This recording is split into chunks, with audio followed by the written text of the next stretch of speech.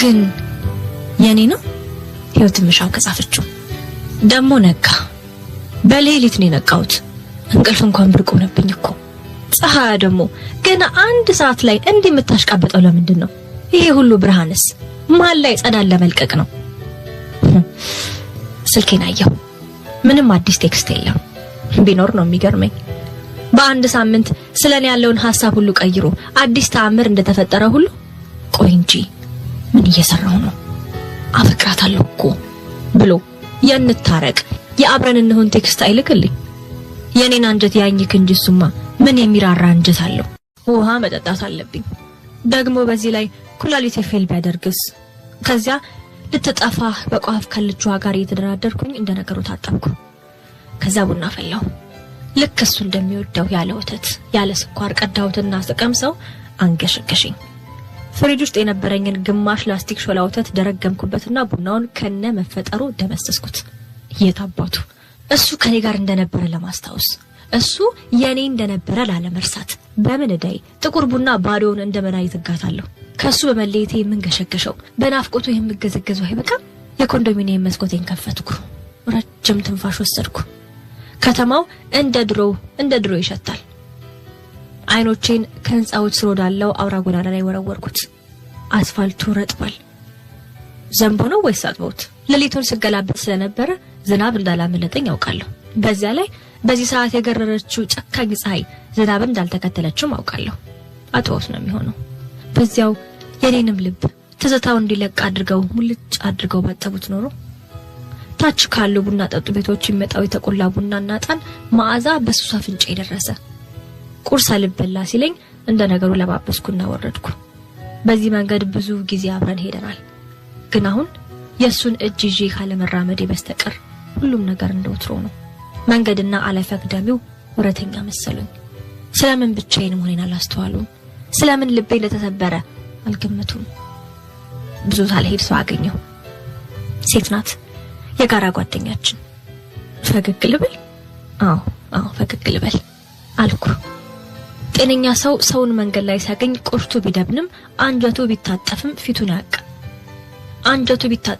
ፊቱን አያቀጭም ቅስሜ እንዳልተሰበረ ውስጤ እንዳልደበነ ሁሉ ፈገግ አልኩ እንዴት ነው ደህና ነው አለችኝ ደህንነቱን የማላውቅበት የማይመለከተኝ ደረጃ ላይ እንደደረስን አልሰማችም ማለት ነው እንዴት ነው ይሉኛል እንዴት ነህ ሆዴ ደህና ነህ ወይ አልል ነገር እንደዚያ ዘፈኝ ቦምብ ጥያቄዋን አይም ሳላስጠጣ አለፍኩት መችለት ቦሌ ቻኖሊ አግኝቸው አንቺን ሳጣሽ ግር ብሎኝ ነበር ስትለኝ ፈገግታዬ ከሰመ ወይኔ ቻኖሊ ለብቻው መሄድ ከጀመረም አረስቶኛል ቆይ ለመሆኑ ብቻው ነው ከሌላ ሰው ጋር ያገኘችው በምን ዘዴ ልጠይቃት አጥያቄን አሳምሬ ሳልጨርስ ባለሁበት ጉንጬን ስማ ስትጣደፍ ሄደች ቻኖሊ ሲሄድ ብቻውን ነበር ወይስ ከሰው ጋር ያንን የምወደውን ሰላጣቸውን ለብቻው በላ ወይስ እኔን ያጎርሰኝ እንደነበረው ለሌላ ሰው አጎረሰ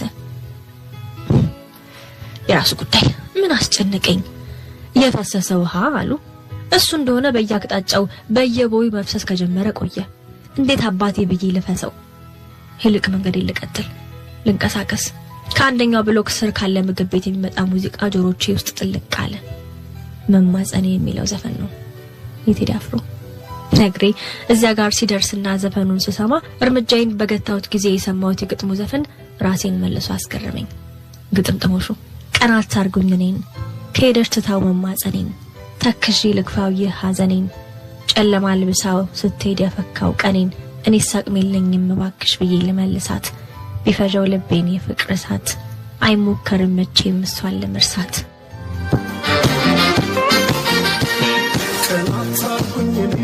ከሄደች ትታው መማጸን ተክዤ ልክፋው የሐዘኔን ጨለማ ልብሳው ስትሄድ ያፈካው ቀኔን ሳቅሜልኝ ባክሽ ብዬ ልመልሳት ቢፈጀው ልቤን የፍቅር እሳት አይሞከርም መቼም እሷን ለመርሳት መንገዴን ቀጠልኩ ደከመኝ ብዙ ሄዳለሁ እንዳላልኩ ሐሳቤን ቀይሬ ወደ ቤት አቅጣጫ መሄድ ጀመርኩ ቤቴ ገመናዬ መጽናኛዬ ማልቀሻዬ በሬን ከፈትኩ፣ ገባው፣ ተቀመጥኩኝ። ከዚያ በድንገት ትዝ አለኝ።